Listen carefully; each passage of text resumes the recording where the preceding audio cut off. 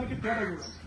ఈరోజు ఈ రాష్ట్రంలో కానీ ఈ దేశంలో కానీ ఈరోజు ఆర్థికంగా బాగా డెవలప్మెంట్ అవుతున్న రాష్ట్రాలు ఒకసారి చూడండి.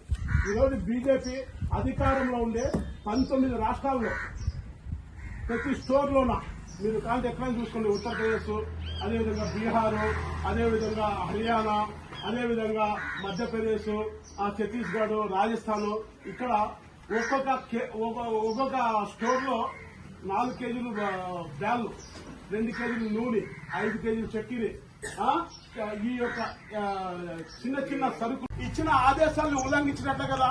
ఈ రోజు మనకి ఏదైతే కండలేని, ఆస్తి లేని, ఎలాంటి బలం లేని చిన్న పేద కుటుంబాలైన మనకి ఈ చట్టమే లేకున్నప్పుడు, ఆ చట్టమే పనిచేయనప్పుడు మనకి ఇంకెవరు ఆసరా ఉంటారు? ఇలాంటి పరిస్థితుల్లో నరేంద్ర మోడీ గారు గతంలో కూడా ఉద్యోగాల్లో రిజర్వేషన్లు, ఎస్సీ ఎస్టీ ఉద్యోగాల్లో రిజర్వేషన్లు 2001 వాజ్పేయి గారు ప్రధానమంత్రిగా ఉన్నప్పుడు అప్పుడు కూడా ఇవి ఇంప్లిమెంట్ చేశారు. మొన్న 2021లో పార్లమెంట్ లో ఎస్సీ ఎస్టీలకి రిజర్వేషన్లు 30 దాకా చట్టం చేసి పార్లమెంట్ లో పెట్టారు. అంటే చట్టం చేయడం అంటే మన ఎస్సీ ఎస్టీ రిజర్వేషన్లు ఇంతకు ముందు మామూలుగా 10 ఏళ్ళకి ఒకసారి రోలింగ్ సిస్టమ్ అవుతుంది. అంటే 10 ఏళ్ళకి ఒకసారి ఈ రిజర్వేషన్లు పెంచుతూ పోతుంటారు. గత 70 సంవత్సరాల నుంచి ఇట్లా వస్తుంటాయి. ప్రతి 10 ఏళ్ళకి ఒకసారి ఈ చట్టం చేసుకుంటూ పోవాలి. దాంట్లో భాగంగా గతంలో ఈ యొక్క రోలింగ్ సిస్టమ్ వచ్చేది చంద్రబాబు నాయుడు అంటే నాకేం ప్రేమ లేదు, లేకుంటే జగన్మోహన్ రెడ్డి అంటే ద్వేషం లేదు. ఇద్దరు రాజకీయ నాయకులే.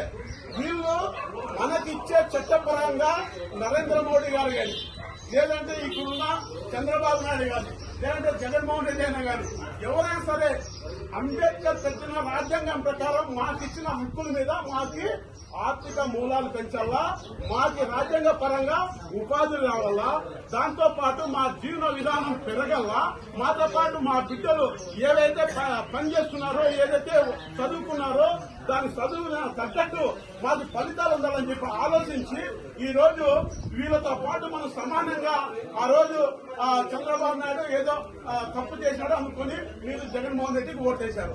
ఈ 5 ఏళ్ల కాలంలో మనం చేసిన పాపమేమి? మన పేద కుటుంబాలకు చెందిన మన వాళ్ళు ఆ బిడ్డ కోసం ఎదురు చూస్తే ఆ బిడ్డకి ఏది ఉపాధి లేక, ఉద్యోగం రాక, లాస్ట్ కి మనం ఏదైతే మట్టి పని చేస్తున్నామో, ఏదైతే కూలి పని చేస్తున్నామో, ఏదైతే సేద్యం చేస్తున్నామో, ఎక్కడైతే చెప్పులు కుడుతున్నామో, ఎక్కడైతే మట్టి ఎత్తుతున్నామో అదే పీజీ డిగ్రీ ఇంటర్ చేసిన పిల్లవాడు వచ్చి పని చేస్తున్నారు లేదా? దీనికి కారకులు ఎవరు? ఇక్కడుండే దళిత ఎమ్మెల్యేలు, దళిత ఎంపీలే కదా. వీళ్ళు రాజీనామా చేయాలా వద్దా? ఈ విషయం మీద మేము అనేక సార్లు పోరాటం చేశాం. ఈ 5 ఏళ్లలో నా మీద 7 కేసులు పెట్టారు. నేను 30 రోజులు జైల్లో కూడా ఉండొచ్చిన. అయినా ఇప్పుడే కాదు, గత అనేక సంవత్సరాల నుంచి ఇలాంటి పోరాటాలు ఎన్నో మాకి ఆ రోజు నుంచి ఈ రోజు వరకు పోరాటాలు కొత్త కాదు. కానీ మాకి ఆర్థిక మూలాలు పెరిగినప్పుడే మా యొక్క విధానం పంపిస్తారు, సోషల్ వెల్ఫేర్ డిపార్ట్మెంట్ కి పంపిస్తారు. వాళ్ళు ఫలానా తాడిమరిలో దాదాపు ఒక 5,000 మంది మాదిగ పిల్లలు, 2,000 మంది మాల పిల్లలు ఉన్నారు. వాళ్ళు ఈ విధంగా చదివినారు. కొంతమంది పలకలు కొట్టేవాళ్ళు ఉన్నారు, కొంతమంది చేతి వృత్తులు చేసే ఉన్నారు, కొంతమంది ఇటుక పని చేసేవాళ్ళు ఉన్నారు, కొంతమంది కూలీలు ఉన్నారు. వీళ్ళకి కొంతమందికి 3 ఎకరాలు 2 ఎకరాలు భూములు ఉన్నాయి. ఆ భూమి డెవలప్మెంట్ కోసం ఇంత నిధులు కావాలా, వాళ్ళకి ఒక 5 లక్షల్లో 10 లక్షల్లో భూమి సాగు చేయడం కోసము, మోటార్ బిగించే బోర్ వేయడం కోసము, మోటార్ బిగించడానికి కోసము, ఆ భూమి అభివృద్ధి చేయడం కోసము, ఇలాంటివన్నీ రూపకల్పన చేసి రూట్ మ్యాప్ ఎవరు ఇవ్వాలంటే MDO ఇవ్వాలి. ఇదంతా ఈ 5 ఏళ్ల కాలంలో ఎవరైనా చేశారా? ఒక్క భూమికి ఏమైనా ఇచ్చేశారా? ఒక ఇటుకలు బట్టి లోన్ ఇచ్చారా? బ్యాంకులు ఇన్కమ్ నుంచి ఒక ఇది చేశారా? ఇదంతా ఎవరు అడగల్లా? మన ప్రజాప్రతినిధులు, మనం ఎవరైతే దళితులుగా ఉన్నామో మాలాంటి అధికార పార్టీలో కానీ ప్రతిపక్షంలో ఉండే నాయకులు అడగల్లా.